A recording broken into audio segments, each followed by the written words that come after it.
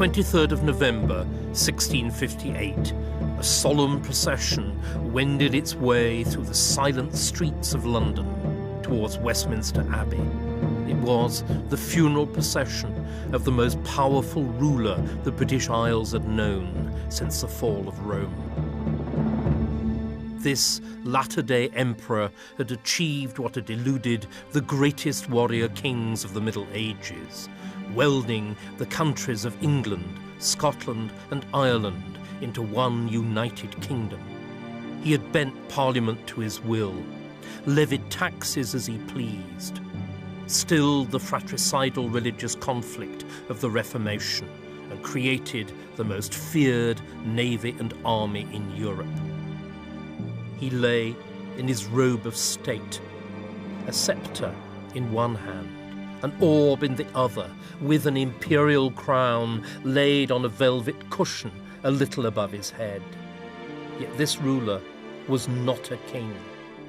He was instead a regicide, a king killer. His name was Oliver Cromwell. His story is the tale of how England abolished its age-old monarchy, only to find that it couldn't do without it after all.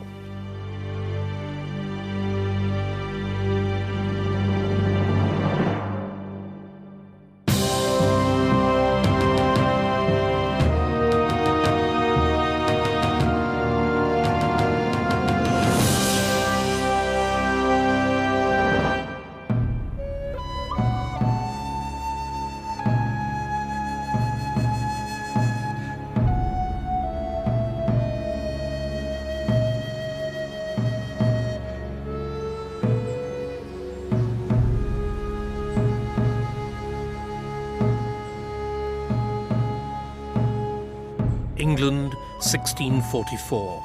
For 2 years, the country had been embroiled in a bloody civil war between King Charles I and Parliament.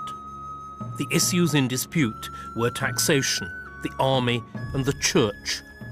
Charles had yielded tax-raising to Parliament, but he wouldn't surrender his powers as commander-in-chief, still less his God-given right as supreme governor of the Church of England to appoint its bishops and regulate its worship according to his own ceremonious beliefs. Because of the importance Charles and his followers attached to bishops, they became known as Episcopalians, from the Latin for bishops. Charles's opponents felt equally strongly against bishops and ceremonies, which meant there was nothing for it but to fight.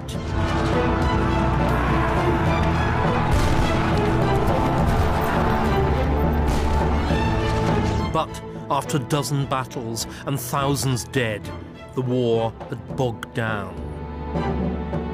For the parliamentarians, the stalemate provoked crisis and soul-searching. Matters came to a head in 1644 when two leading parliamentary generals, Edward Montague, Earl of Manchester, and his up-and-coming deputy, Oliver Cromwell, each sought to have the other dismissed.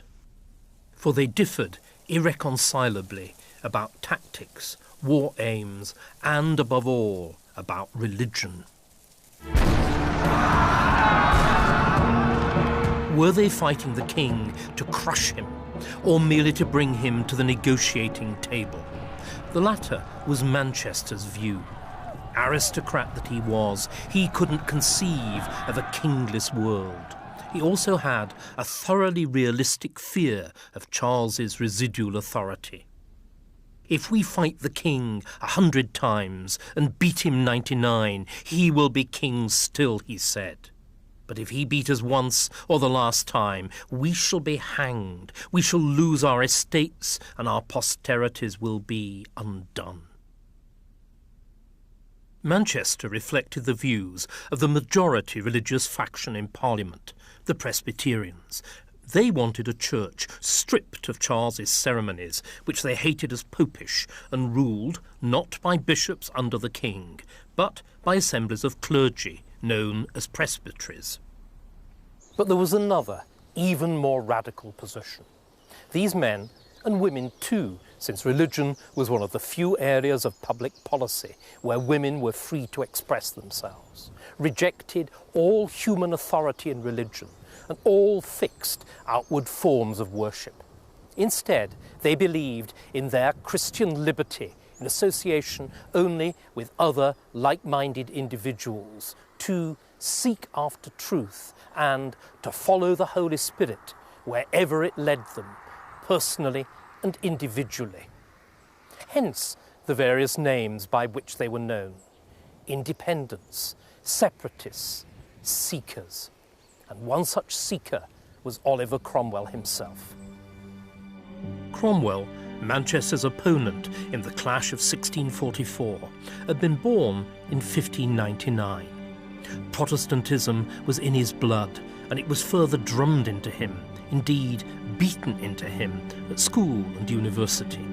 Like many religious men, Cromwell experienced a crisis of faith in his 30s, from which he emerged with a burning confidence in his own salvation.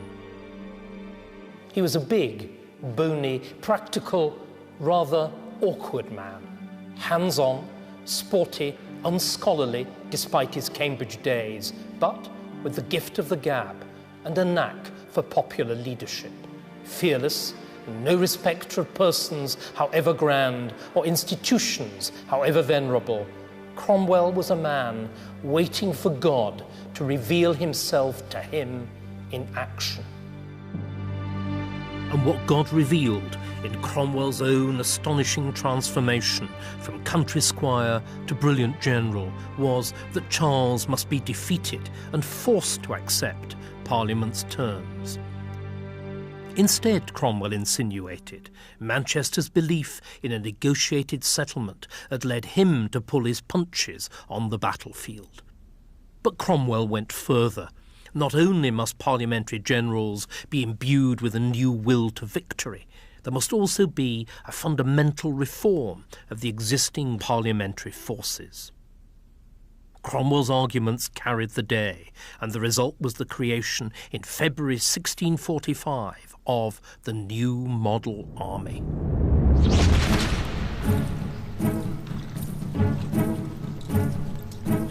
This was England's first truly professional fighting force, properly paid and equipped by Parliament, and organised on the revolutionary principle that its officers be chosen by merit rather than social rank.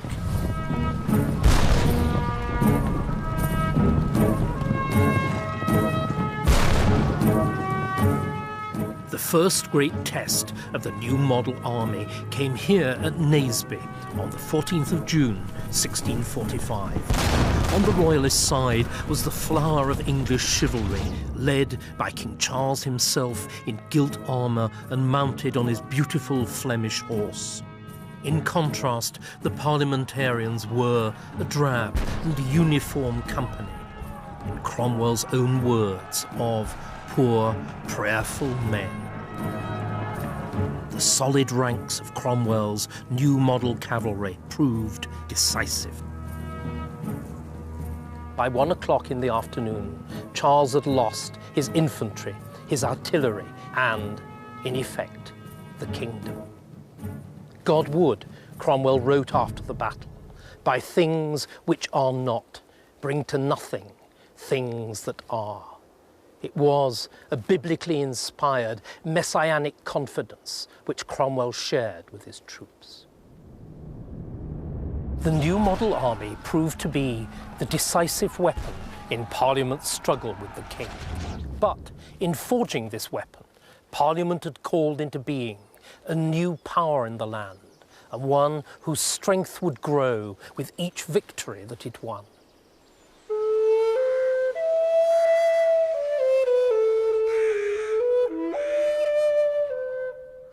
After the battle, the army was visited by a clergyman, Richard Baxter. Baxter was a noted Presbyterian who had preached against the king's religious policies. Nevertheless, like most Englishmen, he anticipated that the king would eventually agree to a negotiated settlement and consent to a reformation of the national church on Presbyterian lines. But Baxter now encountered in the new model army a body of men among whom the radical ideas of the religious independence had taken root. These tough, Bible-quoting, disputatious soldiers were agreed on two things: that the state had no right to interfere in the church, and that Charles was a tyrant and a traitor who must be defeated and brought to account for his crimes. For the Presbyterian Baxter, who believed in a God-ordained order and discipline, this was a nightmarish vision of unchristian anarchy. But it was also a vision, Baxter realized, that the men of the new model were determined to turn into a reality. Thanks to the strength of the new model army, what was there to stop them?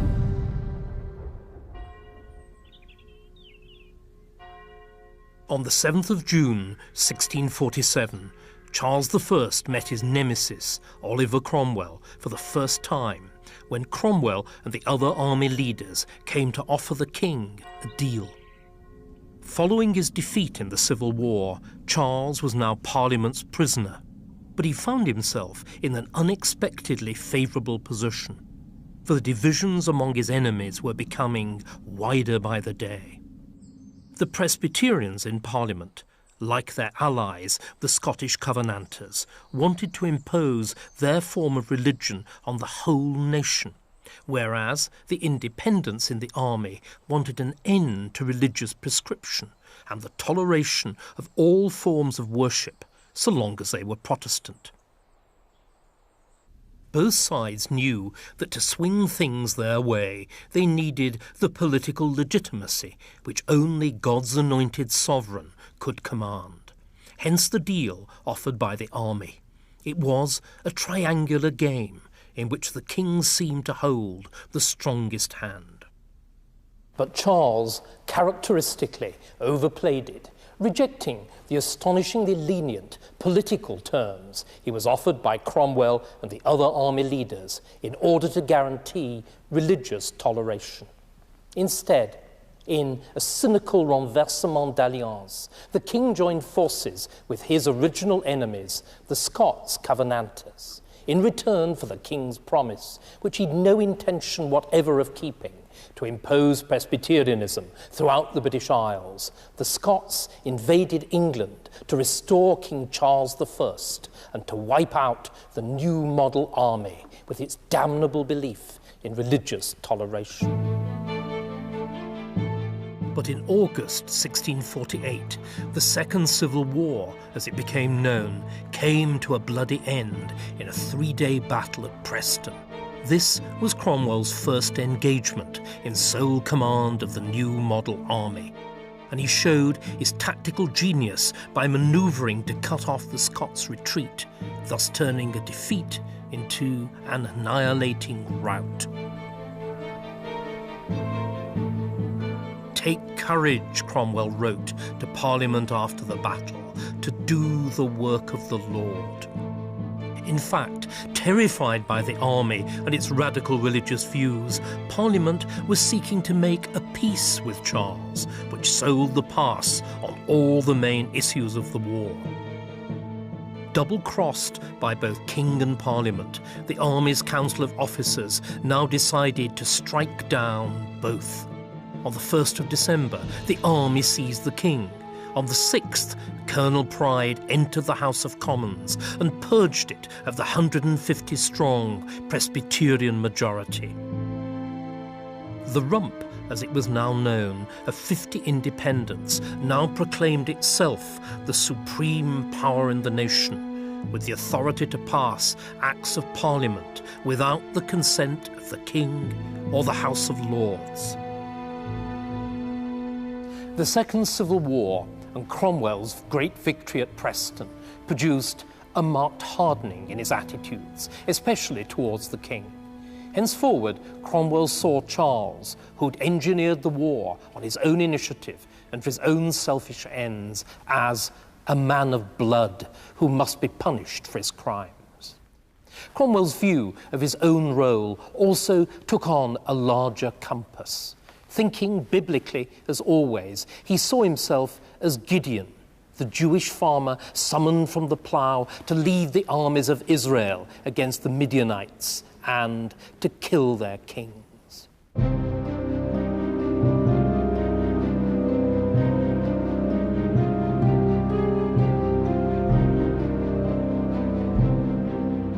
On the 20th of January, 1649, King Charles I was brought here to Westminster Hall to be tried for high treason. Charles's strategy, which he stuck to with dogged persistence, was to refuse to recognise either the authority or the legality of the court. And throughout the week-long trial, both the king and his judges sat with their hats firmly on their heads in a standoff of mutual disrespect. But with the army and the radicals in Parliament in control, the verdict was never in serious doubt. This is the death warrant of Charles I, signed and sealed by 59 of his judges and ordering his execution by the severing of his head from his body on the 30th of January, 1649, with its requirement that the execution should take place in the open street before Whitehall. It's a bold and brave document.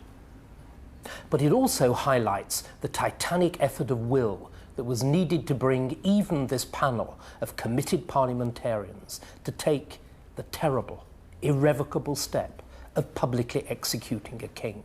Both the date of the warrant itself and the date of the execution had been inserted over erasures. Two of the names of the men who were in charge of the execution had been changed following the refusal of the original nominees, and many of the signatures we know were only obtained after long, hard lobbying. Overseeing it all, driving it all, and allegedly even guiding the pens of the reluctant signers was the third man to sign, Oliver Cromwell. The 30th of January was bitterly cold. Charles put on 2 shirts, for he didn't want to be seen shivering, lest onlookers mistake it as a sign of fear.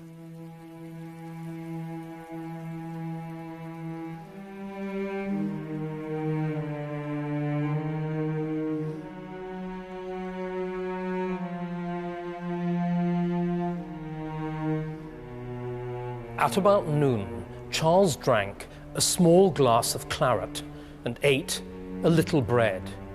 Then he was escorted through the banqueting house here at Whitehall, the scene of the gaudy triumphs of the Stuart court, and stepped through one of the windows onto the high, black-draped scaffold in the street below.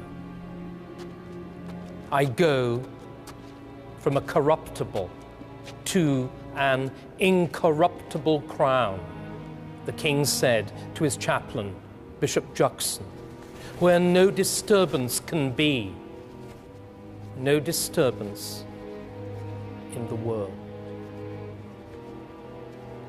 Then the king removed from his neck the garter jewel of St. George, made from a single onyx encircled with diamonds, and handed it to Juxon with the instruction that it should be given to the Prince of Wales with the one word, remember.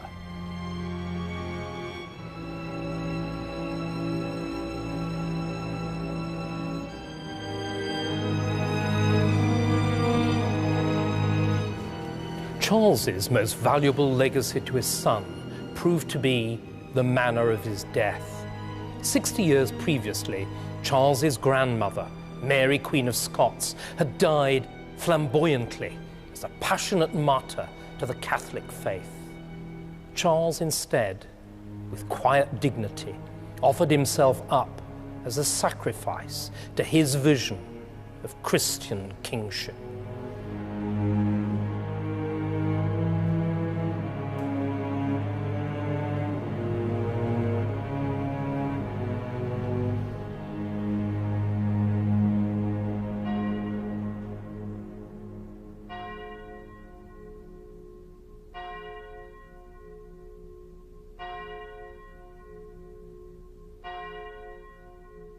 On the 17th of March, 1649, the House of Commons passed an act abolishing the office of king on the grounds that it was unnecessary, burdensome, and dangerous to the liberty, safety, and public interest of the people.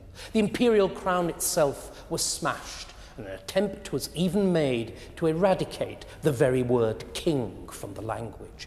But getting rid of kings was easier said than done. There had been kings in England since before England itself had existed. Kings had made England, and they had forged the imperial crown with its claim to rule church as well as state, and Scotland as well as England. Could this king-made, king-centred country successfully become a king-less republic? In 11 years of audacious political experiment, the parliamentarians were determined to try.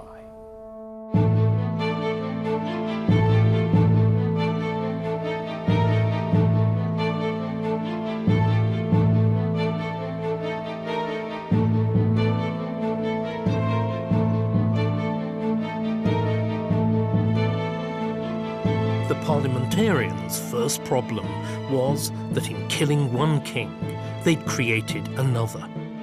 He was Charles, Prince of Wales, who'd escaped into exile after the Royalist defeat. Now, with his father's execution, in Royalist eyes, he automatically succeeded as King Charles II. But to make his title real, he needed an army. Monarchs and rulers throughout Europe all expressed their horror at the English regicide, but none was willing to supply a single soldier to help Charles regain his throne. Only the Scots were ready for that, and then only on terms which Charles II found profoundly distasteful, both personally and politically. For Charles, the Scots demanded, must not only accept the Presbyterian Kirk in Scotland itself, he must also promise to impose the Presbyterian system in England and Ireland as well. For 18 months, Charles wriggled until finally he was forced to accept the inevitable, swear the covenant, and give the undertakings the Scots demanded. The result was that in 1650, Charles Stuart rode once more at the head of an army on British soil. But it was a Scots army dedicated to the imposition of a Scottish Presbyterian empire by force throughout the British Isles. So far, Scotland had been a major independent player in the British Civil Wars and had repeatedly launched armies against England, with decisive consequences for English politics. Now, in two great victories, Cromwell smashed Scotland's ambition and independence. At Dunbar, he took on an army twice his size, killing 3,000 and capturing 10. Then he lured the Scots into England and, at Worcester, caught them in a pincer movement which destroyed the Scots army and nobility. Charles II, who'd been crowned King of Scots on New Year's Day, 1651, escaped by hiding in an oak tree. Otherwise, Cromwell's victory was complete. Scotland was conquered, occupied by an English army, and the General Assembly of the Kirk dissolved by force.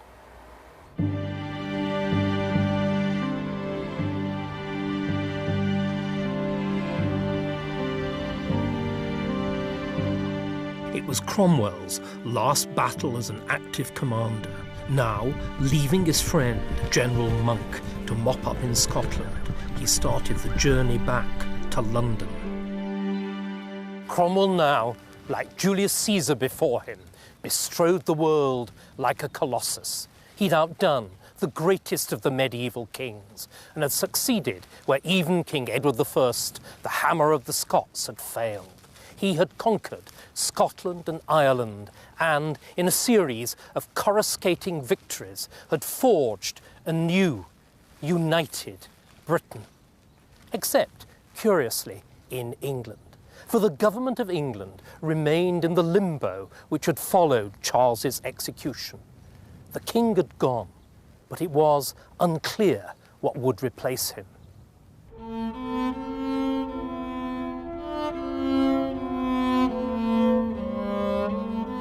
By 1653, England had been without a king for nearly 5 years, and a decade of war had left the country economically drained. But the Rump Parliament proved incapable of producing either a new reformed constitution or of providing effective leadership. Indeed, by refusing to stand for re-election and meeting in almost continuous session, its members threatened to become a permanent and self-perpetuating oligarchy. Was it for this that the army had brought down Charles I? The last straw came when the Rump began moves to deprive Cromwell himself of his position as Commander-in-Chief. On the 20th of April, Cromwell entered the Commons dressed as a mere citizen in a plain black coat and with grey worsted stockings. He rose to address the House, putting off his hat as was then customary and speaking moderately in praise of parliaments. But as his passion and his confidence rose, he began to pace up and down, put his hat back on his head and thundered, "You are no parliament. I say, you are no parliament. I will put an end to your sitting. Call them in," he cried. Call them in. Members of Cromwell's regiment burst into the Commons. The Speaker was removed from his chair, the mace from the table, and the members of the Rump dispersed. England had already lost her king. Now it had lost her parliament, and power flowed, unmitigated and undisguised, from the barrel of a musket. Now Cromwell, with the backing of the army, ruled England without parliament as mere commander-in-chief.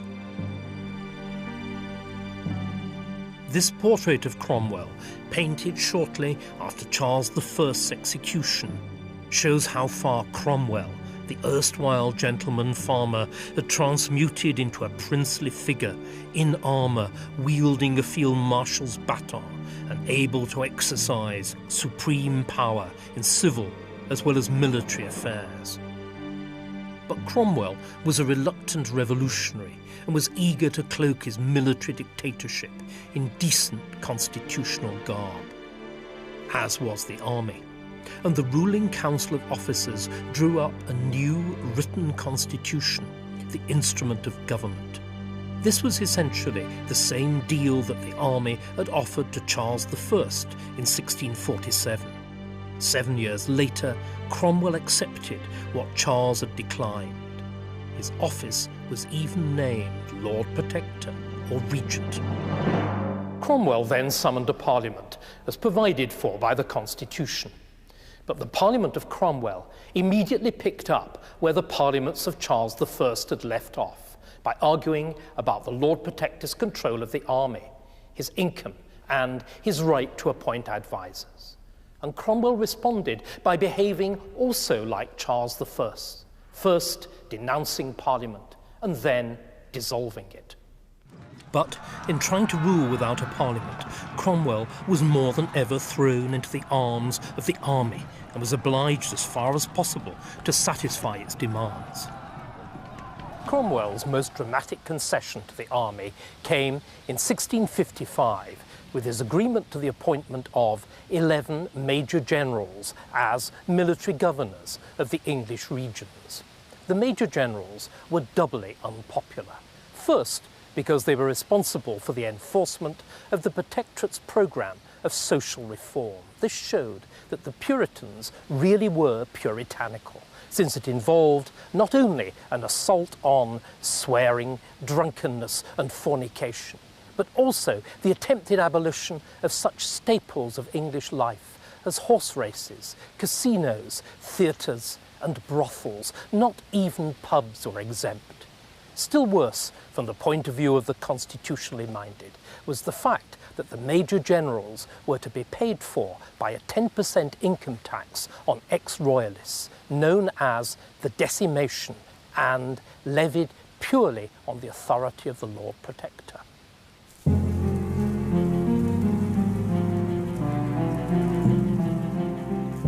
Such taxation without consent was a red rag to a bull, and when Cromwell, trying to maintain a balancing act between the army and Parliament, summoned the Second Protectorate Parliament in 1653, the decimation tax came under sustained attack.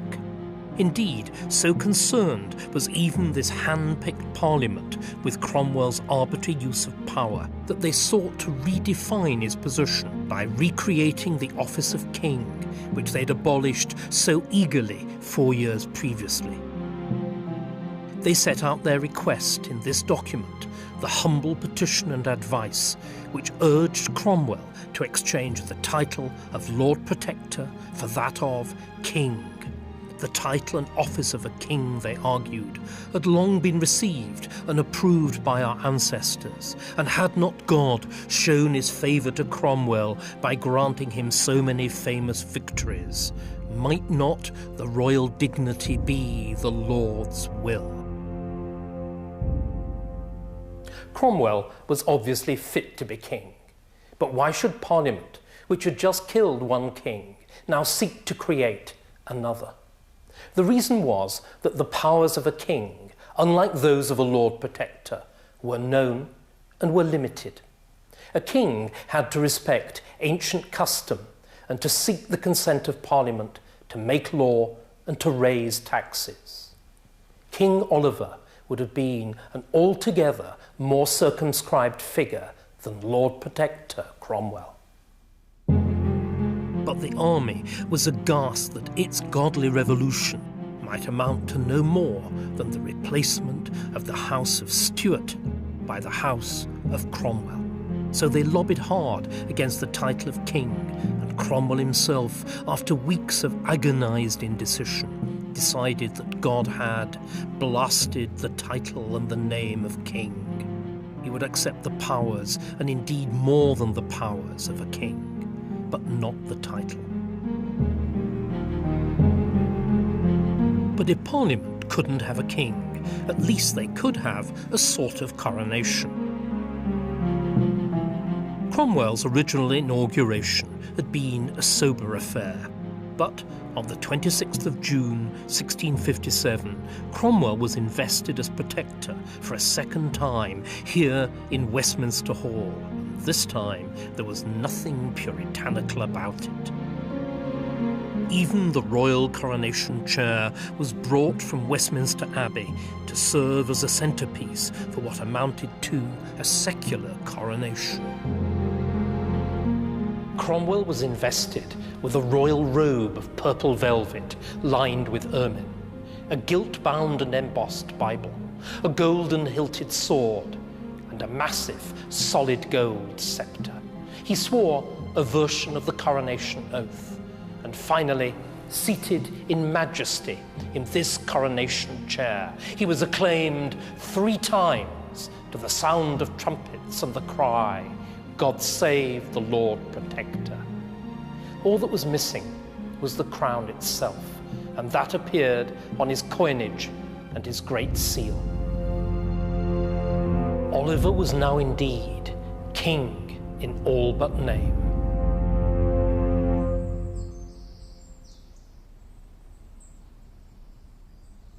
Cromwell had rid Britain of its king, but now, as Lord Protector, he held more power than any king ever had, and his achievements equalled or even exceeded those of any legitimate English monarch. But just 1 year after his second investiture, Cromwell fell ill, and on the 3rd of September 1658, he died at the royal palace of Whitehall.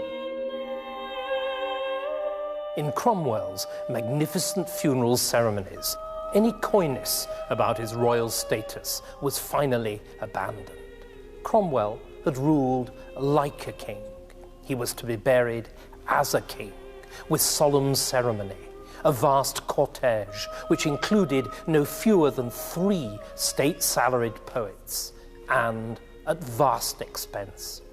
Presiding over it all, as was traditional in royal funerals, was a lifelike effigy of Cromwell himself, which wore, in death, the remade imperial crown which he'd refused in life. Few British rulers have left a grander legacy, or one that seemed more stable.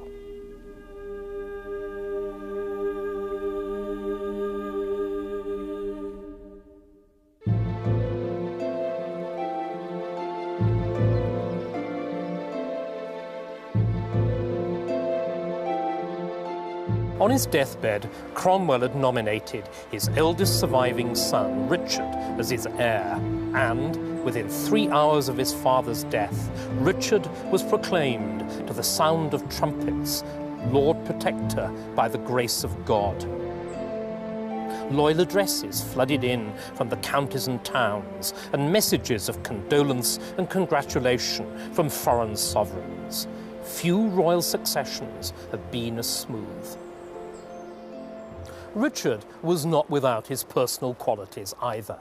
He'd been brought up to be a simple country gentleman, spending part of his youth in his father's modest house here in Ely. But as Lord Protector, he went on to display charm, dignity, and even an unexpected eloquence. But he lacked the killer instinct for power on the one hand, and a secure power base in the army on the other. Richard also inherited the unresolved political dispute between the army and Parliament. His father had been strong enough to control it, but it quickly threatened to overwhelm Richard. His first Parliament met in January 1659, but by April the Council of Officers was calling on Richard to dissolve Parliament and entrust himself to the army. Their intention was to keep Richard in office as a front to their own military rule. Richard, unwilling as he's supposed to have said that one drop of blood should be spilled to preserve his greatness, reluctantly agreed, dissolved Parliament, and threw himself on the mercy of the Council of Officers. But dissension in the ranks quickly thwarted the Council's plans as junior officers and radical Republicans joined together to call for the restoration of the Rump Parliament. The generals were forced to concede, and the Rump reassembled on the 7th of May 1659. The few remaining members immediately voted to turn the constitutional clock back to 1649 and abolish the Protectorate.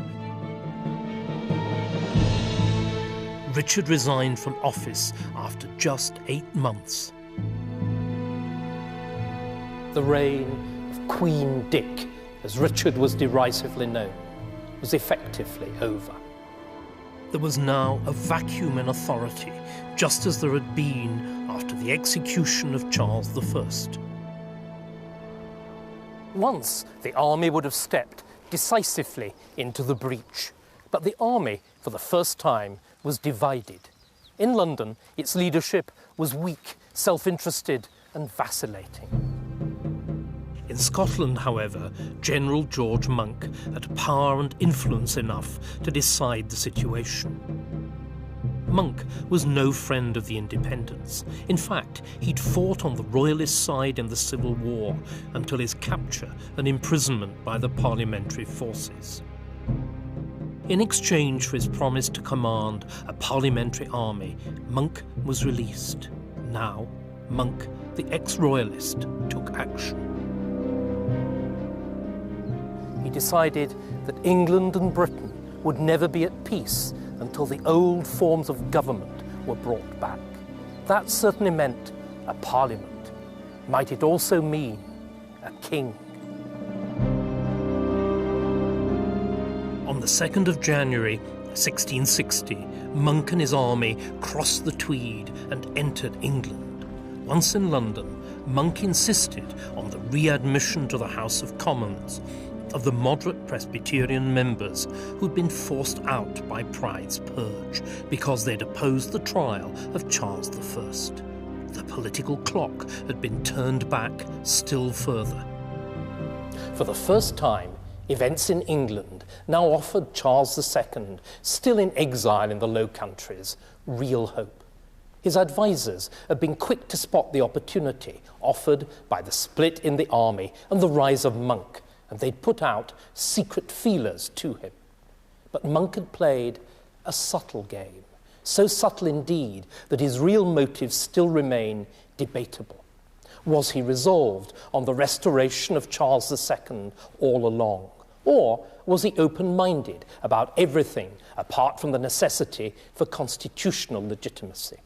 At any rate, Monk kept his contemporaries guessing and hoping long enough to head off the risk of renewed civil war and to let events acquire their own momentum. And it was a momentum as irresistible as a force of nature towards monarchy.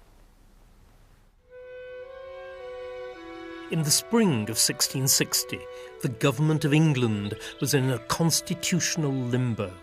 There was no king, no protector, and even no parliament, since at Monk's urging, the reconvened parliament had at last voted for its own dissolution. Even Monk's army was self-consciously apolitical. Now, in active collusion with Monk, Charles II offered himself and his kingship as a solution to the power vacuum. He did so in a letter formally addressed to the Speaker of the Long Parliament and named after the town in the Netherlands where it was written. This is the Declaration of Breda, issued by the future Charles II from his place of exile in the Netherlands, and intended to serve both as a manifesto for his restoration and as a blueprint for a comprehensive settlement after the turmoil of 20 years of civil war and unrest. And it shows that the lessons of those years had been well learned. Its principal argument in favour of monarchy is that the proper rights and powers of the king are the guarantor of the rights of everybody else, and that without the king's rights, nothing and no one was safe. It promised to bind up the wounds of a bleeding nation. It offered pardon to all save, effectively, those who directly participated in the king's execution. But, most strikingly and unthinkably for the heir of Charles I, it also offered liberty to tender consciences in religion. Was the genie of the royal supremacy, with its fatal harnessing of politics and religion, to be exercised at last. The Declaration of Breda was issued on the 4th of April 1660. On the 25th of April, at General Monk's urging, a new parliament known as the Convention, because it had not been summoned by a king, was elected at last. It was overwhelmingly pro-royalist. Edward Montague, Earl of Manchester, who a decade and a half earlier had opposed the king's trial and execution, was appointed Speaker of the House of Lords, whilst the freely elected Commons was overwhelmingly royalist too. Its first and only task was to discuss the question of restoration. On the 30th of April, the Convention MPs processed to hear a sermon in St Margaret's, Westminster. Preached by the Presbyterian Richard Baxter, who, a few years previously, had been so shocked by the religious anarchy of the new model army, and entitled A Sermon of Repentance. It argued that both the Episcopalians and the Presbyterians had sinned by fighting each other to establish their exclusive vision of the church, and that instead they should unite in as comprehensive a national church settlement as possible. His call was heeded, and the next day both sides joined together to vote for the recall of the king.